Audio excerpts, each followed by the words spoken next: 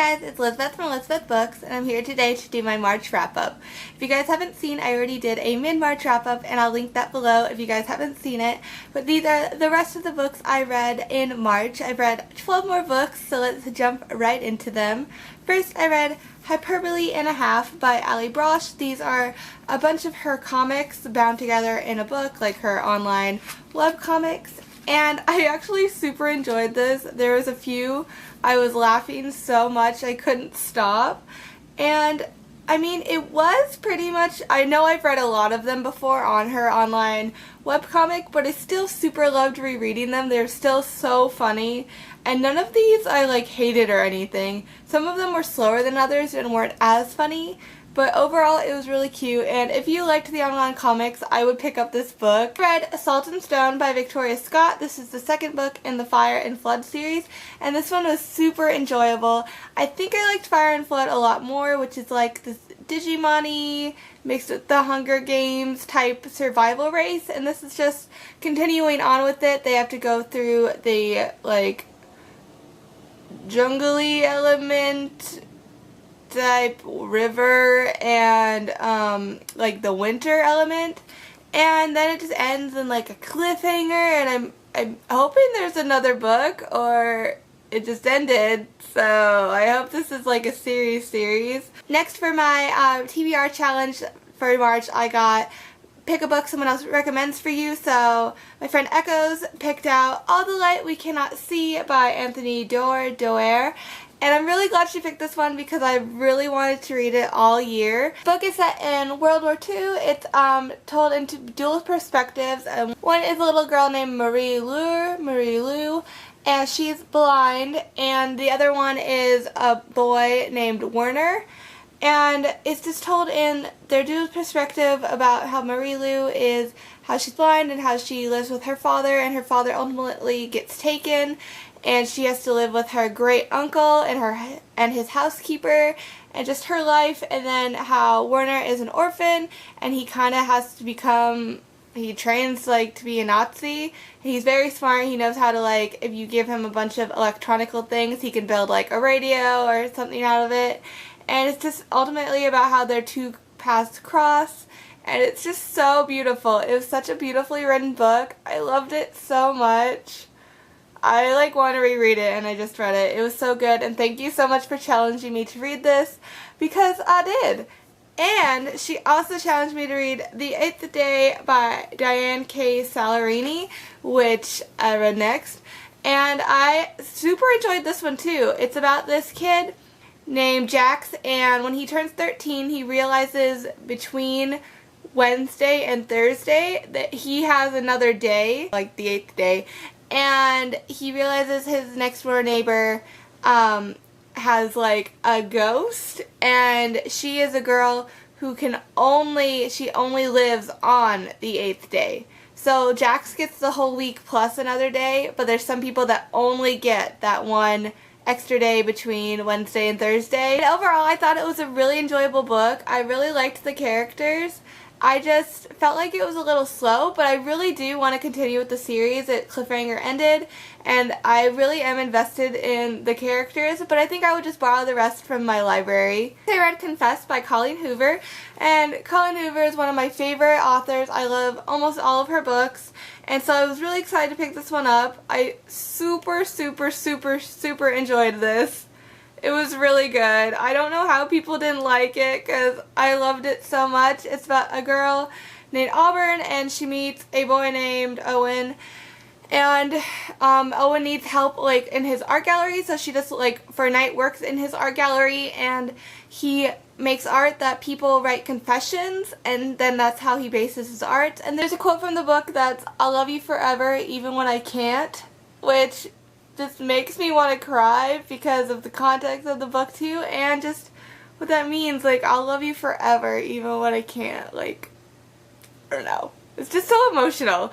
And there's like beautiful artwork in the book that is supposed to be Owen's artwork. I think this kind of stuff's really pretty and artistic, and I really enjoyed this book a lot. And if you like Colleen Hoover, I would pick this one up. This was one of her better ones, I think. Then I read Vanishing Girls by Lauren Oliver. And this was super good too. I love Lauren Oliver. She's one of my favorite authors.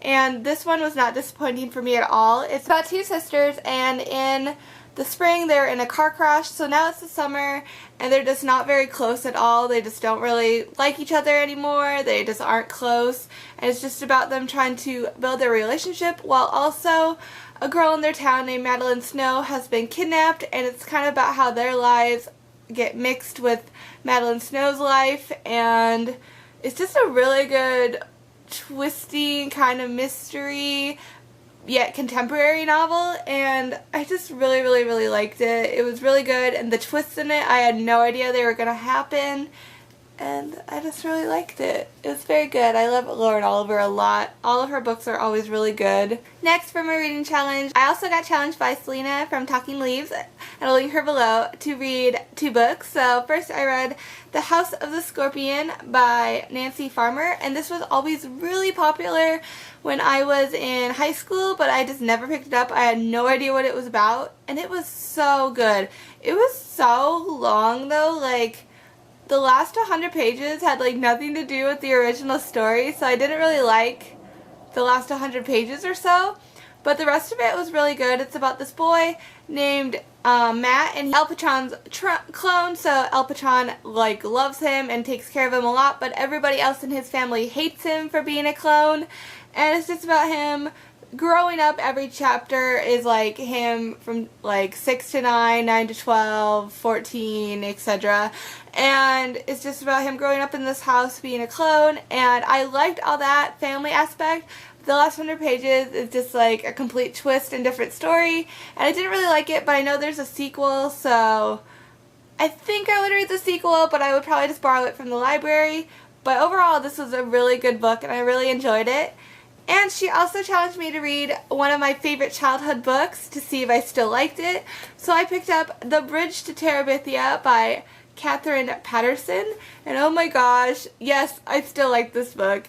It's about a little boy and girl, and they're best friends, and they make up a world called Terabithia. It's like in their backyard in the woods, and sad things happen in this book that are sad, and I cried a lot, even though I knew they were gonna happen. I've read this before, but yes, overall, I really liked rereading it. It's super good. It makes me want to watch the movie. And then I read a few books on my Kindle.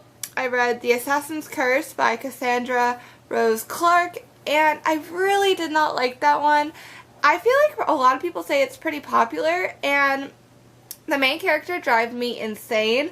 All she said was the word ain't, like all the time. She's like, I ain't doing that, I ain't going there. And I was just like, stop saying ain't, like, can't you speak properly? No, apparently she couldn't.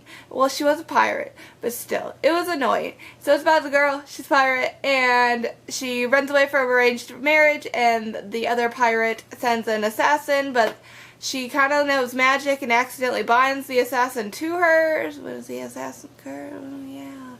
It was really boring. I didn't like it. I think it's a series, but I don't even care. I don't even think I'd read the next one.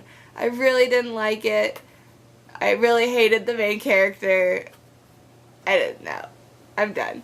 Then I also read The Queen, which is the selection novella, Kiera Cass, and I really enjoyed that one. It's in the point of view of Queen Amberly, which is the queen in the selection novels, and it's about her selection and how she became the queen. I really liked it, but you can see that Maxon's dad has always been a jerk, and his mom has always been an angel. So she's always been super sweet, and he's always been kind of a jerk, and I don't know why she was like, oh, I love him, when he like treated everybody like, yeah. But overall, it was really good. I just liked the selection series. It is a guilty pleasure for me. It's just like a mix of reality TV with dystopian, and I just love those two things. So together, they just work really good for me, and I really liked it. And next I read Wonder by R.J. Palacio. I do not have a dust jacket.